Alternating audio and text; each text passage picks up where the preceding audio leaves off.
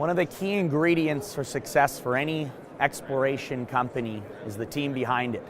Rick Kusmirski, our head geologist or director of the company, he's the one who's overseeing all the work in the field.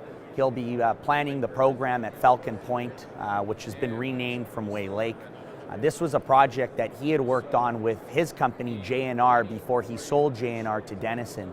Before JNR, he was a senior geologist at Cameco for 12, 13 years. Subsequent to that, he took over JNR. He made 2 discoveries in the basin over the course of a dozen years, and subsequent to that, sold the company to Denison. He's now our head geologist, and he knows this project, Falcon Point, better than anyone. He was the one who carried out the $13 million worth of historical exploration, drilled over 20,000 meters, and made the discovery at the JNR Fraser Lakes deposit.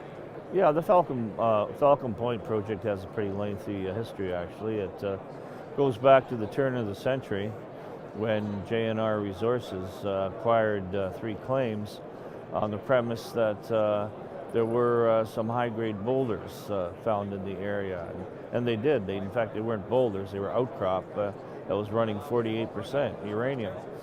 JNR then began acquiring more ground and finding more showings, and eventually they acquired a very, very large land position, and they had called it the Way Lake Project. JNR was eventually taken out by Denison, and Denison sold the property to Skyharbour Resources. Now, one of the more significant discoveries JNR made was the Fraser Point uranium thorium deposit, and although low grade, it's very encouraging in that the style of mineralization is akin to what you see at Eagle Point, which isn't too far to the west. Eagle Point has been operating for some 20 years now. The thorium resource is rather significant because there are very few resources in Canada or in North America. And although we in North America use uranium in our reactors, China and India are actively researching thorium reactors. And this resource could become very important down the road. And in a nutshell, what you're looking at are a lot of veins, low-grade veins. These are, if you like, hopefully emanating from a higher grade source. Around the high grade uranium deposits, this is a common feature. You have your high grade pod, and emanating from it along fractures are lower grade veins.